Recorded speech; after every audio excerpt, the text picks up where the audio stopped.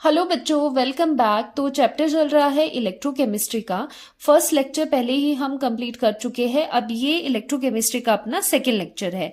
इसमें हम बेसिक से शुरुआत करते हैं, बेसिक से बात करते हैं। पूरी इलेक्ट्रोकेमिस्ट्री का जो बेस है इलेक्ट्रोड पे है। इलेक्ट्रोड की स्टडी इसमें होने वाली है। सेल के अंदर भी इलेक्ट्रोड्स होते हैं, तो यहीं से स्टार्ट करते हैं कि इलेक्ट्रोड क्या होता है और इलेक्ट्रोड का जो पोटेंशियल होता है उसे आप कैसे डिफाइन करते हो, वो क्या होता है, कैसे जनरेट होता है।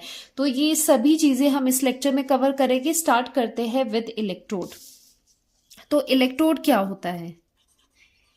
इलेक्ट्रोड को आप सिंपली ऐसे समझो कि यहां पर एक रॉड आपने लिए है। अभी हम मेटल्स के साथ कर रहे हैं, यही चीज नॉन मेटल के साथ भी हो सकती है, गैसेस के साथ भी इलेक्ट्रोड बन सकती है। तो यहां पर एक रॉड आपने डिप कर ली, ठीक है। किसमें डिप करी है आपने? एक सॉल्यूशन में। तो जो इलेक्ट्रोड होगी उसमें क्या सेटअप होता है? एक आपके पास रॉड होती है और दूसरा आपके पास एक सॉल्यूशन होता है, या कह सकते हो इलेक्ट्रोलाइट होता है। और खास बात इसकी क्या रहने वाली है, यहां पर जो मेटल ले रहे हो, मान लो अभी हम मेटल इलेक्ट्रोड्स पढ़ रहे हैं, ये मेटल आपने जो लिया है उसी का ही आपको, सेम मेटल का ही आपको सॉल्यूशन लेना है, ठीक है। यहां पर जो आयंस है वो उसी मेटल के यहां पर आयंस होने चाहिए। फॉर एग्जाम्पल, अगर हम यहाँ पर जिंक इलेक्ट्रोड बनाना चाहे और इसको पूरे को कलेक्टिवली हम क्या कहेंगे? ये पूरा क्या है? ये पूरा सेटअप क्या है? ये इलेक्ट्रोड कहा जाएगा। इतना आपको समझ आ गया। अब जैसे हमने जिंक इलेक्ट्रोड बनाना है तो मेन बात रहती है जिसका मेटल है उसी का ही इलेक्ट्रोलाइट, मतलब उसके आयंस प्रेजेंट होने चाहिए सॉल्यूशन में। तो उसी आयन को लेते हुए आपको इलेक्ट्रोलाइट बनाना है। जिंक इलेक्ट्रोड जैसे हम यहां पर बनाने वाले हैं, तो आप क्या करोगे? पहले आप यहां पर जिंक लेंगे। ये किसकी रॉड है आपके पास? जिंक रॉड है। जिंक रॉड है, उसे इमर्स करा है सॉल्यूशन में, या फिर कह सकते हो इलेक्ट्रोलाइट में। कैसा इलेक्ट्रोलाइट है यहां पर नीचे अपना? ये है जिंक सल्फेट, या जिंक क्लोराइड भी ले सकते हो। ये हमने क्यों लिया है? क्योंकि यहां पर Zn2 पॉजिटिव आयंस और सल्फेट आयन यहां पर प्रेजेंट हो गए। तो हो गया ना, जिंक की ही रॉड थी और इसी के ही सॉल्यूशन में इसे हमने डिप करना है। तो ये एक बन गया आपका जिंक इलेक्ट्रोड। दूसरा आप यहां पर देखो क्या है, आयरन इलेक्ट्रोड कैसे बनाएंगे? कौन सी रॉड आप लोगे? आयरन की रॉड लोगे, उसे डिप करोगे किसमें? कौन से इलेक्ट्रोलाइट में? आयरन सल्फेट, या फिर आप कह सकते हो कि इसमें आयरन क्लोराइड या फिर कुछ और इलेक्ट्रोलाइट ले सकते हो जिसमें आयन कॉमन रहने चाहिए। जो रॉड है उसी के ही सेम आयन होना चाहिए, क्योंकि ये डिसोसिएट करेगा तो Fe2 पॉजिटिव सल्फेट 2 नेगेटिव देगा, और यहां पर Zn2 पॉजिटिव सल्फेट 2 नेगेटिव देगा। तो ये मेन रिक्वायरमेंट होती है एक इलेक्ट्रोड की। सो इलेक्ट्रोड को अगर हम डेफिनेशन से देखें कहाँ जरूरत पड़ती है, तो ये एज इलेक्ट्रिकल कंडक्टर यहां पर यूज किए जाते हैं। अब यहां पर क्या है, इलेक्ट्रोड इलेक्ट्रिकल कंडक्टर की तरह यूज किए जाते हैं that provides interface between the conductor and the electrolyte. तो यहां पर एक इंटरफेस मिल जाता है, इलेक्ट्रॉन का एक्सचेंज होता है इस इंटरफेस से।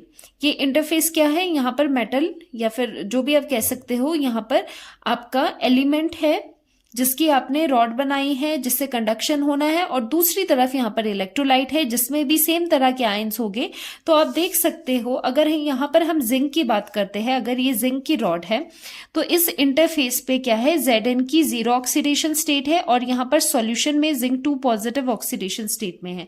तो आप देख पा रहे हो इस सेम जगह पर जिंक जीरो ऑक्सीडेशन स्टेट में है मेटल की फॉर्म में, सॉलिड फॉर्म में, और Zn2 पॉजिटिव जो कि सॉल्यूशन में आपके पास प्रेजेंट है, वो किस फॉर्म में है? सॉल्यूशन में है, वो 2 पॉजिटिव ऑक्सीडेशन स्टेट में है।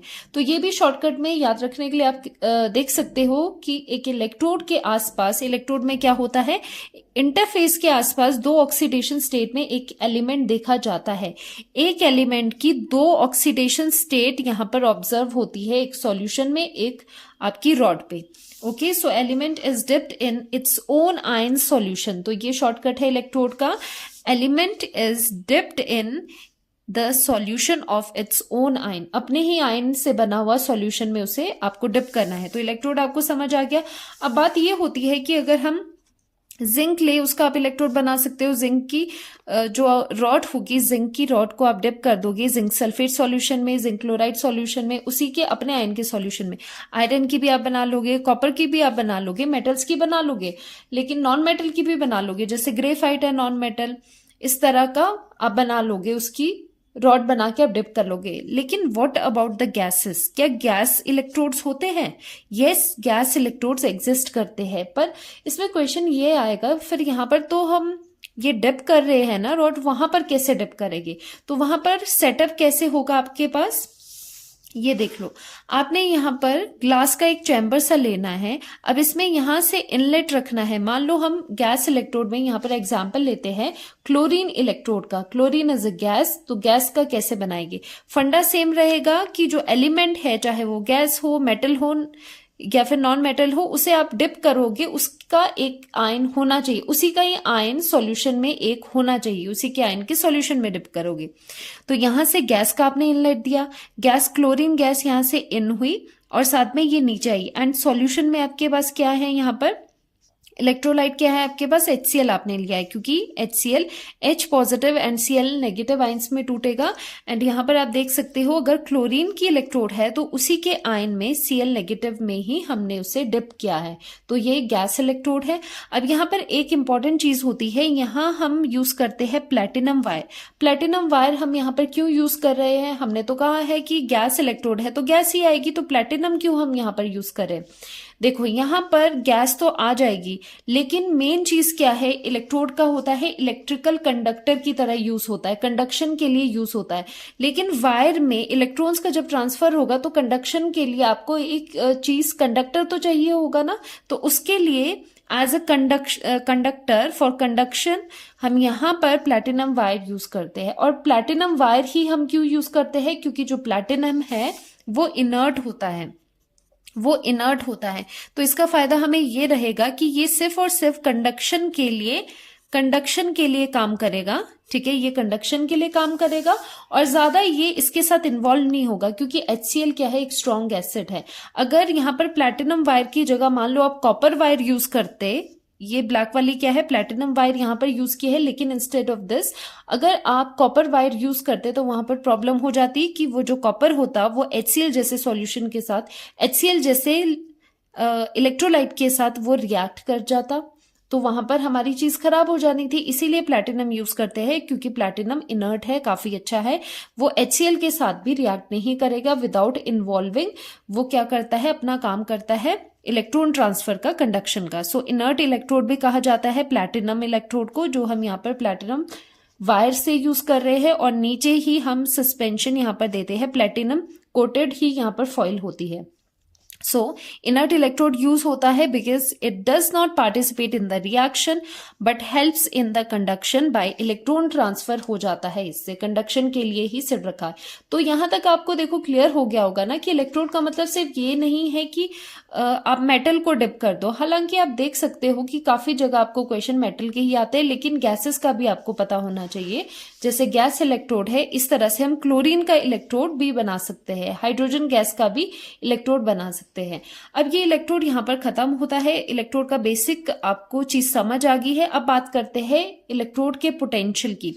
तो ये इलेक्ट्रोड पोटेंशियल क्या होता है? देखो, यहां पर हम दो चीजें लेते हैं। ये जिंक इलेक्ट्रोड है, यहां पर जिंक इलेक्ट्रोड पूरा बनाया है, तो ये जिंक की रॉड है, ये जिंक की रॉड है। और नीचे जो सॉल्यूशन आपके पास है वो जिंक सल्फेट का सॉल्यूशन है। यही इलेक्ट्रोड होता था कि जो रॉड है उसी का ही सेम, उसी के आयन से बना हुआ नीचे सॉल्यूशन होना चाहिए। दूसरी साइड हम ले लेते हैं कॉपर को। This is copper rod. Copper rod को डिप किया हुआ है हमने उसी के ही आयन के सॉल्यूशन में, कॉपर सल्फेट सॉल्यूशन में हमने कॉपर सल्फेट में उसे डिप किया है। तो जिंक सल्फेट में डिप है, यहाँ पर कॉपर सल्फेट में डिप्ड है। अब क्या होता है? देखो, जो ये जिंक रॉड होगी ना, हर एक एलिमेंट की अपनी ये इनहेरिटेड टेंडेंसी होती है अपनी, कि वो ज्यादा ऑक्सीडेशन शो करेगा या फिर ज्यादा वो रिडक्शन शो करेगा। जैसे जिंक है उसका क्या होता है, ऑक्सीडाइज करने की टेंडेंसी उसकी ज्यादा होती है। अब आपके माइंड में ये आएगा कि हमें कैसे पता चलेगा किस एलिमेंट की ऑक्सीडेशन होगी, किसकी रिडक्शन होगी। उसके लिए होती है इलेक्ट्रोकेमिकल सीरीज, जो कि आने वाले लेक्चर में आप समझोगे। फिलहाल ये समझो हर एक एलिमेंट की अपनी टेंडेंसी होती है। कोई एलिमेंट ज्यादा प्रोन होता है टुवर्ड्स द ऑक्सीडेशन, की वो ज्यादा करवाना चाहता है ऑक्सीडेशन, कोई चाहता है रिड्यूस होना। तो यहाँ पर जिंक क्या है, यहाँ पर जिंक जब कॉपर के साथ लगता है, जो कि आगे आप गैल्वेनिक सेल में भी पढ़ोगे, तो जिंक की यहाँ पर क्या होती है, ऑक्सीडेशन होती है। तो जिंक का यहाँ पर क्या हो रहा है, जिंक यहाँ पर ऑक्सीडेशन में जा रहा है। ऑक्सीडेशन का क्या मतलब होता है, ऑक्सीडेशन का मतलब होता है लॉस ऑफ इलेक्ट्रॉन्स, इलेक्ट्रॉन का लॉस होना।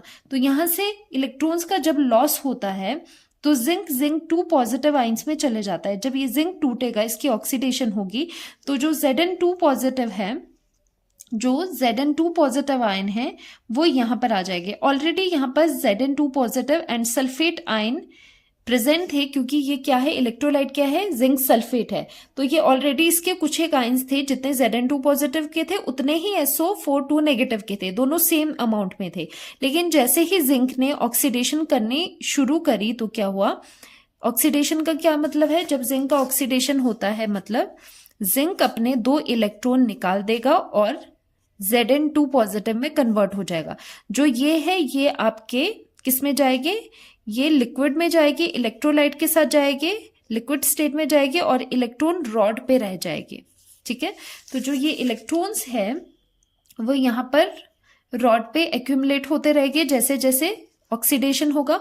और जो आपका नीचे सॉल्यूशन है उसमें Zn2 पॉजिटिव आइंस की कॉन्सेंट्रेशन बढ़ती जाएगी जैसे जैसे ऑक्सीडेशन बढ़ेगा।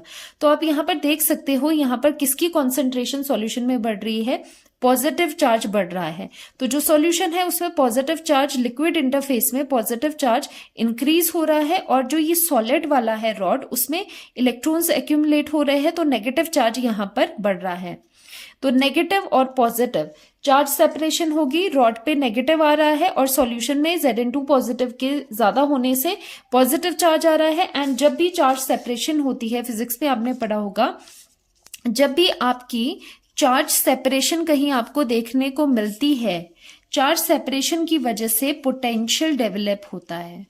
ये तो पता है ना, पोटेंशियल डेवलप होता है जहां पर चार्ज सेपरेशन होगी। तो यहां पर क्या है, यहां पर चार्ज सेपरेशन देखने को मिली, चार्ज सेपरेशन है जिसकी वजह से पोटेंशियल डेवलप होता है। पोटेंशियल, अभी सिर्फ मैं पोटेंशियल बोल रही हूं, पोटेंशियल डिफरेंस नहीं कह रही हूं, सिर्फ इस इलेक्ट्रोड का पोटेंशियल डेवलप्स। और इसी पोटेंशियल को जो इस इंटरफेस में चार्ज के सेपरेशन की वजह से जो डेवलप हो रहा है पोटेंशियल, उसी को ही हम क्या कहते हैं, उसी को ही हम इस इलेक्ट्रोड का पोटेंशियल बोलते हैं। मतलब जिंक इलेक्ट्रोड थी, इलेक्ट्रोड समझते हो ना, ये पूरा सेटअप कहा जाता है इलेक्ट्रोड, और इस इलेक्ट्रोड का पोटेंशियल इज कॉल्ड, इसका इलेक्ट्रोड पोटेंशियल। तो ये इलेक्ट्रोड पोटेंशियल कैसे आता है, arises due to the charge separation at electrode. तो यहां पर ध्यान से देखना, एट इलेक्ट्रोड इलेक्ट्रोलाइट इंटरफेस। कौन सा इंटरफेस, ये वाला, इसे मैं दूसरे पेन से बनाती हूं। इंटरफेस किसकी बात कर रहे हैं, इस इंटरफेस की बात कर रहे हैं। इस इंटरफेस पे क्या क्या चीजें हैं, इलेक्ट्रोड है और इलेक्ट्रोलाइट है, इनके बीच में जो चार्ज सेपरेशन है, क्योंकि सॉल्यूशन में प्लस प्लस ज्यादा हो रहे हैं तो पॉजिटिव बन रहा है, और जो ये इलेक्ट्रोड है उस पे इलेक्ट्रॉन्स आ रहे हैं जिसकी वजह से नेगेटिव आ रहा है। तो चार्ज सेपरेशन की वजह से जो पोटेंशियल डेवलप होता है, बिकॉज वी नो दैट कि पोटेंशियल कब डेवलप होता है, जब चार्ज सेपरेशन होती है। तो इसकी वजह से जो ये चार्ज सेपरेशन की वजह से पोटेंशियल आ रहा है, that is called the electrode potential. इस इलेक्ट्रोड का इलेक्ट्रोड पोटेंशियल, जैसे ये कौन सी इलेक्ट्रोड है, जिंक इलेक्ट्रोड है, तो इसका जो पोटेंशियल होगा वो है जिंक इलेक्ट्रोड का पोटेंशियल। उसी तरह से ये कॉपर इलेक्ट्रोड है, इसमें भी सेम चार्ज सेपरेशन होगा। एंड इलेक्ट्रोकेमिकल सीरीज से आपको पता होगा कि ये कंपैरेटिवली क्या देता है, ये कंपैरेटिवली रिडक्शन देता है। ये रिडक्शन करना पसंद करेगा। रिडक्शन किसकी होगी, यहाँ पर कॉपर की होगी। तो कॉपर की जब यहाँ पर रिडक्शन होती है, रिडक्शन का क्या मतलब होता है, कॉपर कैसे रिडक्शन में जाता है, गेन ऑफ इलेक्ट्रॉन। नीचे सॉल्यूशन में कौन से आयन है, Cu2 positive and sulphate negative. Reduction करनी है तो copper 2 positive ions gains electron और ये देते हैं कॉपर सॉलिड। तो ये डिपॉजिट होते रहते हैं यहाँ पर कॉपर की फॉर्म में। तो क्या हो रहा है एक्चुअल में, जो इलेक्ट्रॉन्स हैं, जो यहाँ पर इलेक्ट्रॉन्स थे, इलेक्ट्रॉन कंज्यूम हो रहे हैं। तो जैसे ही इलेक्ट्रॉन कंज्यूम हो गए, जो कॉपर 2 पॉजिटिव है इसकी कॉन्सेंट्रेशन डिक्रीज होगी, क्योंकि इनिशियली देखो समझो, इनिशियली क्या था, दोनों की ही अमाउंट सेम थे। जैसे ही रिडक्शन हुआ तो Cu2 पॉजिटिव कम हुआ और कंपैरेटिवली जो सल्फेट आयंस थे, सल्फेट आयंस का जो अमाउंट है वो आपको यहाँ पर ज्यादा दिखेगा। सल्फेट आयंस यहाँ पर ज्यादा हो जाएंगे। तो सल्फेट आयन अगर यहाँ पर ज्यादा हो गए तो उसकी वजह से क्या है, यहाँ पर नेगेटिव है। तो नेगेटिव थे, पहले इलेक्ट्रॉन थे, इलेक्ट्रॉन भी इन्होंने कंज्यूम कर दिए, तो यहाँ पर आ जाएगा पॉजिटिव। ठीक है, तो यहाँ पर क्या आ जाएगा, पॉजिटिव चार्ज आ जाएगा। तो इंटरफेस पे आप देख सकते हो, इंटरफेस पे यहाँ पर चार्ज सेपरेशन आपको देखने को मिलेगा, चार्ज सेपरेशन देखने को मिलेगा। एक साइड पॉजिटिव ज्यादा है, दूसरी साइड नेगेटिव सॉल्यूशन में ज्यादा है। तो यहाँ पर भी क्या हो जाएगा, चार्ज सेपरेशन की वजह से पोटेंशियल डेवलप कर जाएगा, पोटेंशियल डेवलप्स। और इसी पोटेंशियल को कहेंगे हम इलेक्ट्रोड पोटेंशियल। किसका, कॉपर इलेक्ट्रोड का पोटेंशियल। तो आपको बात समझ आई होगी इन शॉर्ट की इलेक्ट्रोड पोटेंशियल क्या होता है, charge separation at the electrolyte interface की वजह से जो पोटेंशियल जनरेट होता है, that is called electrode potential and it is denoted by E. E से हम इसे डिनोट करते हैं। अब ज्यादातर जो आपको देखने को मिलते हैं वो ई नॉट देखने को मिलते हैं। जो भी वैल्यूज आपको होगी इलेक्ट्रोड पोटेंशियल की वो ई नॉट देंगे। तो ये क्या वैल्यू होती है, ये स्टैंडर्ड इलेक्ट्रोड पोटेंशियल कहा जाता है ई नॉट को। अभी आपने क्या किया, सिर्फ और सिर्फ यहाँ पर नॉट लगा दिया। नॉट का क्या मतलब है, ये स्टैंडर्ड कंडीशन पे हमने मेजरमेंट ली है इलेक्ट्रोड पोटेंशियल की। हालांकि ये इलेक्ट्रोड पोटेंशियल कैसे मेजर किया जाता है ये नेक्स्ट लेक्चर में आपको पता चलेगा, फिलहाल इनके बारे में समझो। तो स्टैंडर्ड का क्या मतलब है, कुछ कंडीशंस है, कुछ स्टैंडर्ड कंडीशन टेम्परेचर प्रेशर की लेके उस पे जब मेजरमेंट करके पोटेंशियल निकलता है किसी इलेक्ट्रोड का, उसे कहते हैं standard electrode potential, that is denoted by E not. अब क्या कंडीशंस है, सबसे पहले आती है कॉन्सेंट्रेशन। सभी आयन की जो कॉन्सेंट्रेशन होगी 1 मोलर होनी चाहिए, मोलारिटी 1 होनी चाहिए जो भी आयन से। दूसरी बात, अगर हम टेम्परेचर की करें, वो नॉर्मल आपका टेम्परेचर जो है 298 kelvin which is 25 degree Celsius. Okay, and pressure कितना होना चाहिए, अगर आप गैसेस के साथ डील कर रहे हो 1 atm होना चाहिए, या फिर अगर बार में आप ले रहे हो तो 1 बार होना चाहिए। अगर ये वाली कंडीशन पे मेजरमेंट लेते हैं तो स्टैंडर्ड इलेक्ट्रोड पोटेंशियल कहा जाता है और वाइडली यही वाली टर्म यूज होती है। अब जो ये इलेक्ट्रोड पोटेंशियल है ना, ये भी 2 टाइप के होते हैं जो पूरी केमिस्ट्री में, इलेक्ट्रोकेमिस्ट्री में आप पढ़ते हो। एक होता है स्टैंडर्ड ऑक्सीडेशन पोटेंशियल, जिसे हम कहते हैं SOP, SOP, standard oxidation potential. एक होता है स्टैंडर्ड रिडक्शन पोटेंशियल, SRP। तो ये दोनों आप पढ़ने वाले हो। एंड जो IUPAC का कन्वेंशन है, उन्होंने SRP में ही वैल्यूज देते हैं, ये वाइडली यूज होता है। पता होना चाहिए SOP एंड SRP क्या होते हैं। लेकिन जो भी आप स्टैंडर्ड इलेक्ट्रोड पोटेंशियल किसे माना जाता है, SRP को ही एज ए स्टैंडर्ड हर जगह यूज किया जाता है। इलेक्ट्रोकेमिकल सीरीज में जो इलेक्ट्रोड्स के पोटेंशियल हमने अरेंज करे हैं वो in terms of reduction potentials ही हमने करे हैं। तो according to IUPAC convention we use standard reduction potential SRP as standard electrode potential, मतलब इसी में ही ज्यादातर आपको देखने को मिलता है। लेकिन ये होते क्या है दोनों, अभी आपको समझ आया था ना कि ऑक्सीडेशन एंड रिडक्शन 2 चीजें हो सकती है। किसी भी इलेक्ट्रोड की अपनी, किसी भी एलिमेंट की अपनी टेंडेंसी होती है कि उसमें ऑक्सीडेशन वो ज्यादा करवाना चाहेगा या फिर वो रिडक्शन की तरफ जाएगा। तो वहीं पर जहां पर ऑक्सीडेशन करवा रहा है वहां पर ऑक्सीडेशन पोटेंशियल कहेंगे, लेकिन उसका कुछ एक रिडक्शन पोटेंशियल भी होगा। इन दोनों में रिलेशंस होते हैं। किसी भी एलिमेंट का आप SOP में भी लिख सकते हो पोटेंशियल, और SRP में भी उसी एलिमेंट का आप पोटेंशियल लिख सकते हो, लेकिन वाइडली यूज कौन सा होगा, ये वाला होगा। अब SOP क्या होता है, फॉर एग्जाम्पल से समझते हैं। ये एक मेटल है, ऑक्सीडेशन हो रहा है। ऑक्सीडेशन का क्या मतलब होता है, लॉस ऑफ इलेक्ट्रॉन्स। मान लो कि n नंबर ऑफ इलेक्ट्रॉन्स निकल रहे हैं तो यहाँ पर आयन बनेगा N पॉजिटिव वाला। दूसरे केस में रिडक्शन हो रही है, N पॉजिटिव एक आयन है, उतने ही n number of electron gain करके वो मेटल बना रहा है। तो ये ऑक्सीडेशन रिडक्शन। एग्जाम्पल के लिए यहाँ पर देते हैं जिंक का एग्जाम्पल। जैसे जिंक है, जिंक से 2 इलेक्ट्रॉन आप निकाल देते हो, राइट हैंड साइड पे जब इलेक्ट्रॉन दिखते हैं मतलब वहां से इलेक्ट्रॉन्स निकल रहे हैं, तो ये Zn2 पॉजिटिव यहां पर बन गया। ओके अब यहां पर कैसे लिखते हैं, जो एसओपी होता है उसे कैसे लिखा जाता है ये समझना। स्टैंडर्ड ऑक्सीडेशन पोटेंशियल को रिप्रेजेंट कैसे किया जाता है ये आपको अभी देखना है।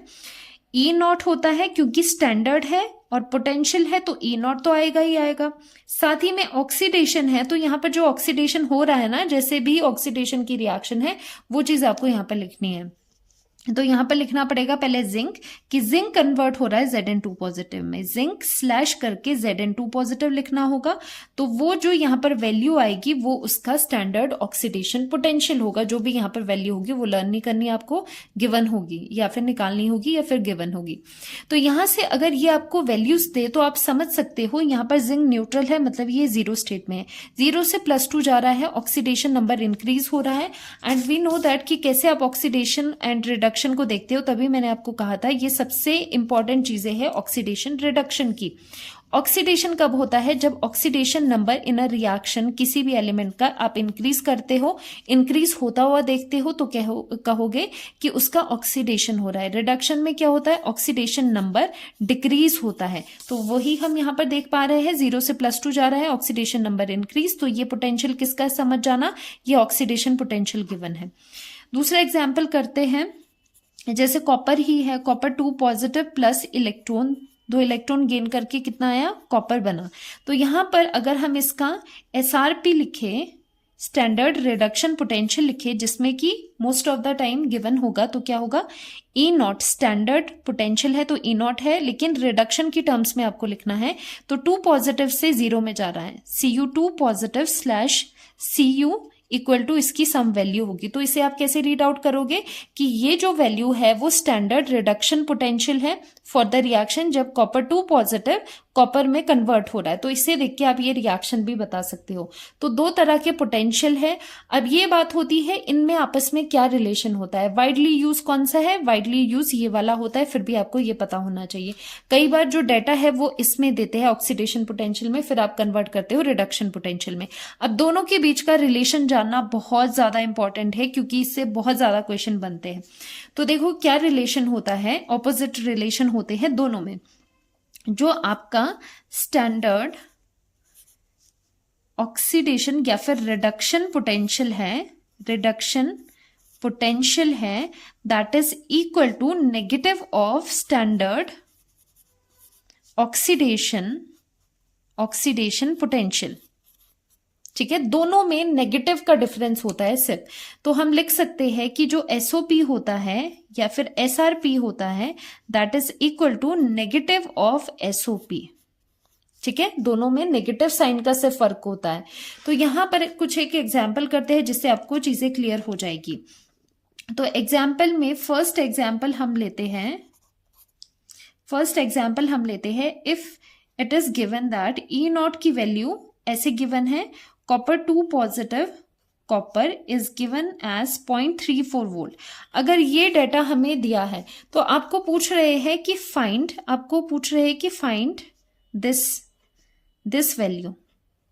तो कैसे करोगे, तो यहां पर आपको क्या देखना है कि 2 पॉजिटिव से 0 में जा रहा है, मतलब ये हो क्या रहा है, पहले देखो प्रोसेस क्या हो रहा है। 2 पॉजिटिव से 0 का मतलब क्या है, ऑक्सीडेशन नंबर यहां पर डिक्रीज हो रहा है। डिक्रीज का मतलब कि ये क्या दिया है आपको, रिडक्शन पोटेंशियल है।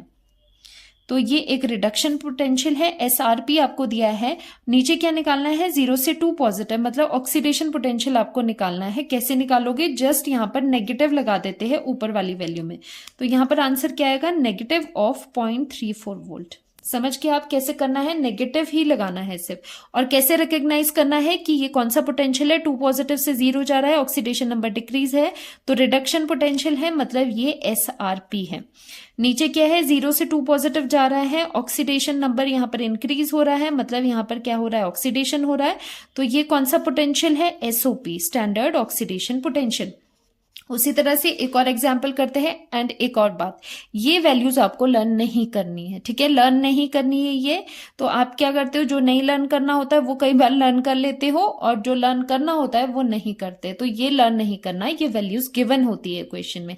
सिर्फ आपको ये ध्यान रखना है कैसे आप SRP SOP रिकॉग्नाइज करते हो, दोनों के बीच का रिलेशन कैसा है, अगर एक दिया है तो दूसरा आप कैसे फाइंड आउट कर पाते हो। अब नेक्स्ट करते हैं, अगर आपको E0 की वैल्यू गिवन है Zn/Zn2 पॉजिटिव गिवन है आपको 0.76 वोल्ट, तो कैसे फाइंड आउट करोगे E0 Zn2 पॉजिटिव /Zn, कैसे निकालोगे ये। पहली बात रिकॉग्नाइज करो क्या है, 0 से +2 में जा रहा है तो ये क्या गिवन है, SOP गिवन है, स्टैंडर्ड ऑक्सीडेशन पोटेंशियल है, क्योंकि ऑक्सीडेशन हो रही है, ऑक्सीडेशन नंबर इंक्रीज कर रहा है, तो ये SOP है। तो यहां पर क्या पूछा है, 2 पॉजिटिव से 0, मतलब ऑक्सीडेशन नंबर डिक्रीज हो रहा है, तो ये रिडक्शन है। तो ये SRP कैलकुलेट करने के लिए पूछ रहे हैं, तो क्या रिलेशन है, नेगेटिव है, तो नेगेटिव लगा दो, -0.76 वोल्ट इसका आंसर है। तो इतना इजी ये है। तो आज हमने समझा आज के लेक्चर में कि इलेक्ट्रोड क्या होता है, इलेक्ट्रोड का पोटेंशियल क्यों आता है, क्योंकि जो इलेक्ट्रोड और इलेक्ट्रोलाइट का इंटरफेस है वहां पर चार्ज सेपरेशन है, जहां पर भी चार्ज सेपरेशन होती है पोटेंशियल डेवलप करता है। तो वहां पर हमने समझा इलेक्ट्रोड के पोटेंशियल क्या होते हैं। इलेक्ट्रोड गैस भी हो सकती है, गैस का भी आप इलेक्ट्रोड बना सकते हो, ग्लास चैम्बर में प्लैटिनम वायर के थ्रू गैस का इनलेट करवा सकते हो उसी के सॉल्यूशन में। और साथ ही में हमने देखा स्टैंडर्ड इलेक्ट्रोड पोटेंशियल क्या होता है, E0 इससे रिप्रेजेंट करते हैं। टाइप्स ऑफ E0 क्या होते हैं, 2 तरह के E0 होते हैं, SOP and SRP, widely used SRP करते हैं हम। और इनमें रिलेशन क्या होता है, सिर्फ नेगेटिव का रिलेशन होता है। तो आज के लेक्चर में बस इतना ही। तो नेक्स्ट लेक्चर में हम देखेंगे किस तरह से फाइंड आउट किया जाता है, किस तरह से मेजरमेंट किया जाता है इलेक्ट्रोड पोटेंशियल का। तो मिलते हैं नेक्स्ट लेक्चर में, अच्छे से पढ़ाई कीजिए, बाय बाय।